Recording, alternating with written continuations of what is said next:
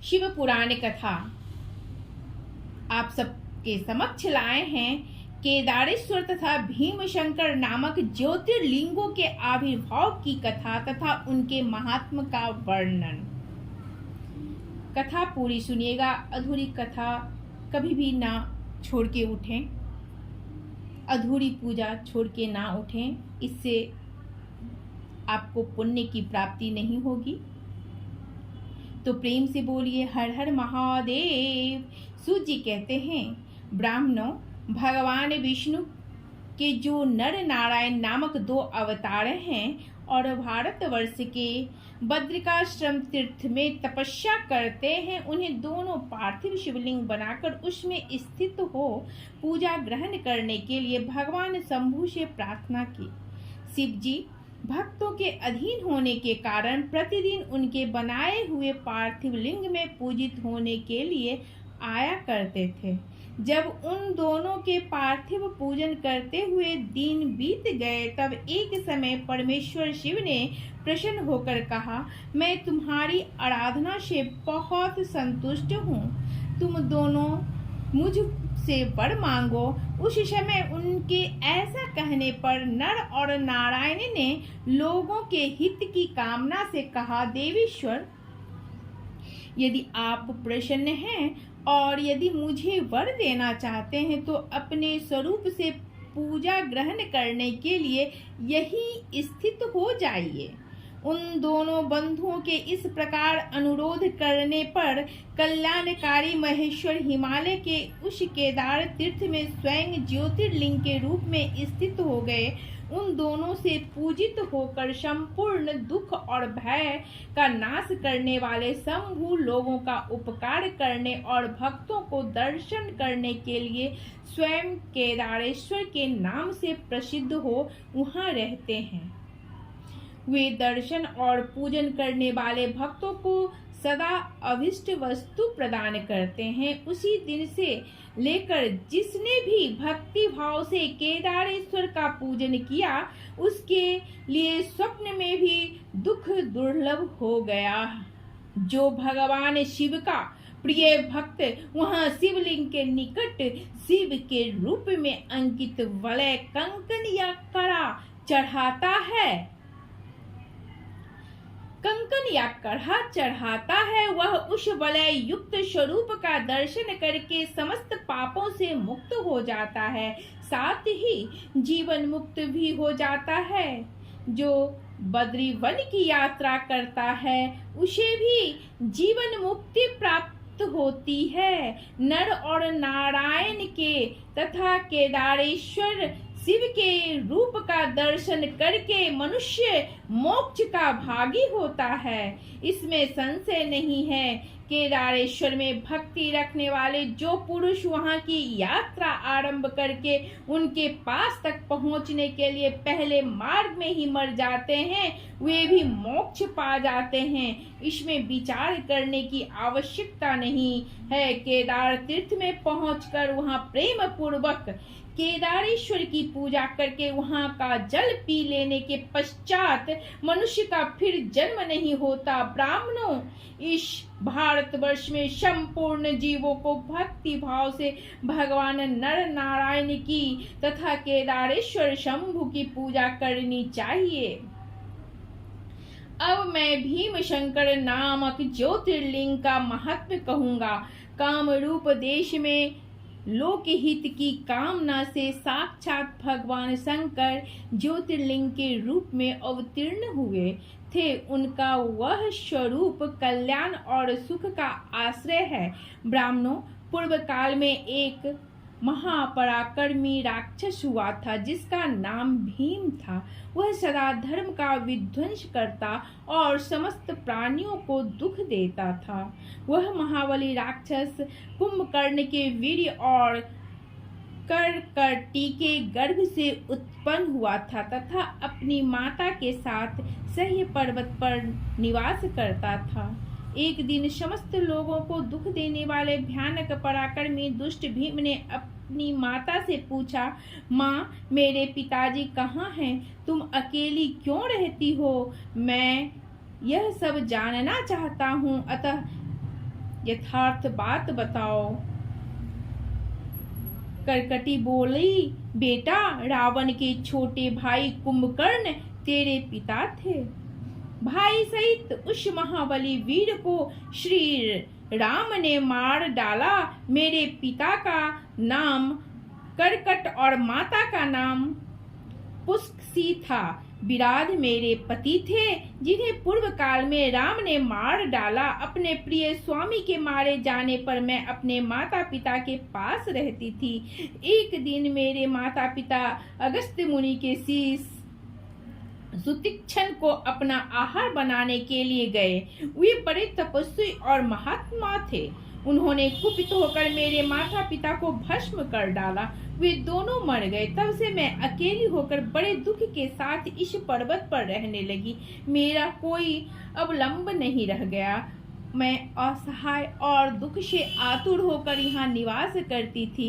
इसी समय महान बल पराक्रम से संपन्न राक्षस कुंभकर्ण, जो रावण के छोटे भाई थे, यहाँ आए।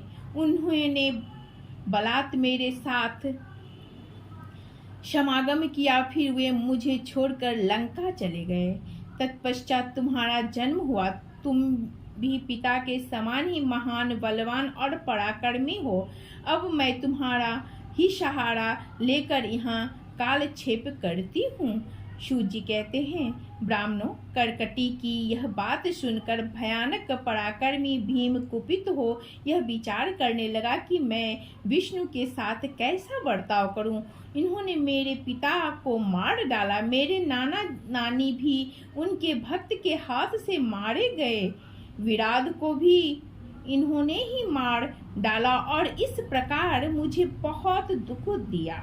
यदि मैं अपने पिता का पुत्र हूँ तो श्री हरि को अवश्य पीड़ा दूंगा। ऐसा निश्चय करके भीम महान तप करने के लिए चला गया। उसने ब्रह्मा जी की प्रसन्नता के लिए 1000 वर्षों तक महान तप किया। तपस्या के साथ साथ वह मन ही मन इष्ट देव का ध्यान किया करता था। तब लोक पितामह ब्रह्मा उसे वर देने के लिए गए और इस प्रकार बोले। ब्रह्मा जी ने कहा, भीम, मैं तुम पर प्रसन्न हूँ। तुम्हारी जो इच्छा हो उसके अनुसार वर मांगो। भीम बोला, देवेश्वर कमलासन, यदि आप प्रसन्न हैं और मुझे वर देना चाहते हैं तो आज मुझे ऐसा बल दीजिए जिसकी कहीं तुलना ना हो। सूत जी कहते हैं, ऐसा कहकर उस राक्षस ने ब्रह्मा जी को नमस्कार किया और ब्रह्मा जी भी उसे अभिष्ट वर देकर अपने धाम को चले गए। ब्रह्मा जी से अत्यंत बल पाकर राक्षस अपने घर आया और माता को प्रणाम करके शीघ्रता पूर्वक बड़े गर्व से बोला, माँ, अब तुम मेरा बल देखो। मैं इंद्र आदि देवताओं तथा इनकी सहायता करने वाले श्री हरि का महान संहार कर डालूंगा। ऐसा कहकर भयानक पराक्रमी भीम ने पहले इंद्र आदि देवताओं को जीता और उन सबको अपने अपने स्थान से निकाल बाहर किया। तदंतर देवताओं की प्रार्थना से उनका पक्ष लेने वाले श्री हरि को भी उसने युद्ध में हराया। फिर प्रसन्नता पूर्वक पृथ्वी को जीतना प्रारंभ किया। सबसे पहले वह कामरूप देश के राजा सुदक्षिण को जीतने के लिए गया। वहां राजा के साथ उसका भयंकर युद्ध हुआ। दुष्ट असुर भीम ने ब्रह्मा जी के दिए हुए वर के प्रभाव से शिव जी के आश्रित रहने वाले महावीर महाराज सुदक्षिण को परास्त कर दिया और सब सामग्रियों सहित उनका राज्य तथा सर्वस्व अपने अधिकार में कर लिया। भगवान शिव के प्रिय भक्त, धर्म प्रेमी, परम धर्मात्मा राजा को भी उसने कैद कर लिया और उनके पैरों में बेड़ी डालकर उन्हें एकांत स्थान में बंद कर दिया। वहां उन्होंने भगवान की प्रीति के लिए शिव की उत्तम पार्थिव मूर्ति बनाकर उन्हीं का भजन पूजन आरंभ कर दिया। उन्होंने बारंबार गंगा जी की स्तुति की और मानसिक स्नान आदि करके पार्थिव पूजन की विधि से शंकर जी की पूजा संपन्न की। विधि पूर्वक भगवान शिव का ध्यान करके वे प्रणव युक्त पंचाक्षर मंत्र ओम नमः शिवाय का जप करने लगे। तब अब उन्हें दूसरा कोई काम करने के लिए अवकाश नहीं मिलता था। उन दिनों उनकी साध्वी पत्नी राज्यवल्लभा दक्षिणा प्रेम पूर्वक पार्थिव पूजन किया करती थी। वे दंपति अन्य भाव से भक्तों को कल्याण करने वाले भगवान शंकर का भजन करते और प्रतिदिन उन्हीं की आराधना में तत्पर रहते थे। इधर वह राक्षस वर के अभिमान से मोहित हो यज्ञ कर्म आदि सब धर्म का लोप करने लगा और सबसे कहने लगा, तुम लोग सब कुछ मुझे ही दो। महर्षियों, दुरात्मा राक्षसों की बहुत बड़ी सेना साथ ले उसने सारी पृथ्वी को अपने वश में कर लिया। वह वेदों, शास्त्रों, स्मृतियों और पुराणों में बताए हुए धर्म का लोप करके शक्तिशाली होने के कारण सबका स्वयं ही उपभोग करने लगा। तब सब देवता तथा ऋषि अत्यंत पीड़ित हो महाकोशी के तट पर गए और शिव का आराधन तथा स्तवन करने लगे। उनके इस प्रकार स्तुति करने पर भगवान शिव अत्यंत प्रसन्न हो देवताओं से बोले, देवगण तथा महर्षियों, मैं प्रसन्न हूँ, वर मांगो, तुम्हारा कौन सा कार्य सिद्ध करूं?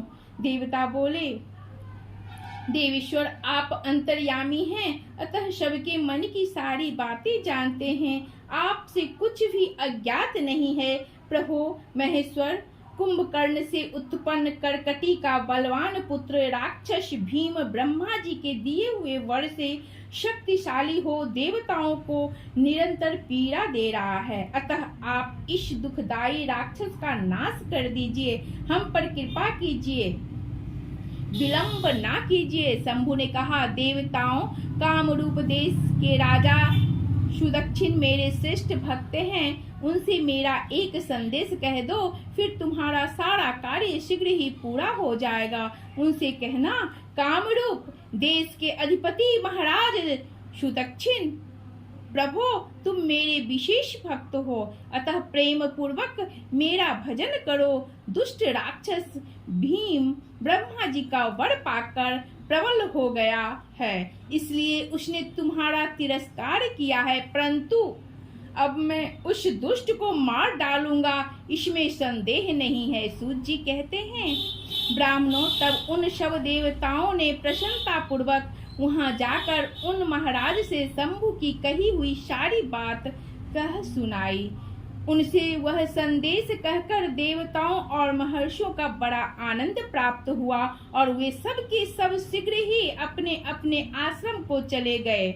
इधर भगवान शिव भी अपने गणों के साथ लोकहित की कामना से अपने भक्त की रक्षा करने के लिए सादर उसके निकट गए और गुप्त रूप से वहीं ठहर गए। इसी समय काम रूप नरेश ने पार्थिव शिव के सामने गाढ़ ध्यान लगाना आरंभ किया। इतने में ही किसी ने राक्षस से जाकर कह दिया कि राजा तुम्हारे नाश के लिए कोई पुष्चरण कर रहे हैं। यह समाचार सुनते ही वह राक्षस कुपित हो उठा और उनको मार डालने की इच्छा से नंगी तलवार हाथ में लिए राजा के पास गया। वहां पार्थिव आदि जो सामग्री स्थित थी उसे देखकर तथा उसके प्रयोजन और स्वरूप को समझकर राक्षस ने यही माना कि राजा मेरे लिए कुछ कर रहा है, अतः सब सामग्रियों सहित इस नरेश को मैं बलपूर्वक अभी नष्ट कर देता हूँ। ऐसा विचार कर उस महाक्रोधी राक्षस ने राजा को बहुत डांटा और पूछा, क्या कर रहे हो, क्या कर रहे हो? राजा ने भगवान शंकर पर रक्षा का भार सौंप कर कहा, मैं चराचर जगत के स्वामी भगवान शिव का पूजन करता हूँ। तब राक्षस भीम ने भगवान शंकर के प्रति बहुत तिरस्कार युक्त दुर्वचन कहकर राजा को धमकाया और भगवान शंकर के पार्थिव लिंग पर तलवार चलाई। वह तलवार उस पार्थिव लिंग का स्पर्श भी नहीं करने पाई कि उससे साक्षात भगवान हर वहां प्रकट हो गए और बोले, देखो मैं भीमेश्वर हूँ और अपने भक्त की रक्षा के लिए प्रकट हुआ हूँ। मेरा पहले से ही यह व्रत है कि मैं सदा अपने भक्त की रक्षा करूँ। इसलिए भक्तों को सुख देने वाले मेरे बल की ओर दृष्टिपात करो। ऐसा कहकर भगवान शिव ने पिनाक से उसकी तलवार के 2 टुकड़े कर दिए। तब उस राक्षस ने फिर अपना त्रिशूल चलाया, परंतु शंभु ने उस दुष्ट के त्रिशूल के भी सैकड़ों टुकड़े कर डाले। तदंतर शंकर जी के साथ उसका घोर युद्ध हुआ, जिससे सारा जगत क्षुब्ध हो उठा। तब नारद जी ने आकर भगवान शंकर से प्रार्थना की। नारद बोले, लोगों को भ्रम में डालने वाले महेश्वर मेरे नाथ, आप क्षमा करें। तिनके को काटने के लिए कुल्हाड़ा चलाने की क्या आवश्यकता है? शीघ्र ही इसका संहार कर डालिए। नारद जी के इस प्रकार प्रार्थना करने पर भगवान शंभु ने हुंकार मात्र से उस समय समस्त राक्षसों को भस्म कर डाला। मुने, सब देवताओं के देखते देखते शिव जी ने उन सारे राक्षसों को दग्ध कर दिया। तदंतर भगवान शंकर की कृपा से इंद्र आदि समस्त देवताओं और मुनीश्वरों को शांति मिली तथा संपूर्ण जगत स्वस्थ हुआ। उस समय देवताओं और विशेषतः मुनियों ने भगवान शंकर से प्रार्थना की कि प्रभु, आप यहाँ लोगों को सुख देने के लिए सदा निवास करें। यह देश निंदित माना गया है। यहाँ आने वाले लोगों को प्रायः दुख ही प्राप्त होता है, परंतु आपका दर्शन करने से यहाँ सबका कल्याण होगा। आप भीम शंकर के नाम से विख्यात होंगे और सबके संपूर्ण मनोरथों की सिद्धि करेंगे। आपका यह ज्योतिर्लिंग सदा पूजनीय और समस्त आपत्तियों का निवारण करने वाला होगा। सूत जी कहते हैं, ब्राह्मणों, उनके इस प्रकार प्रार्थना करने पर लोक हितकारी एवं भक्त वत्सल परम स्वतंत्र शिव प्रसन्नता पूर्वक वहीं स्थित हो गए। प्रेम से बोलिए हर हर महादेव।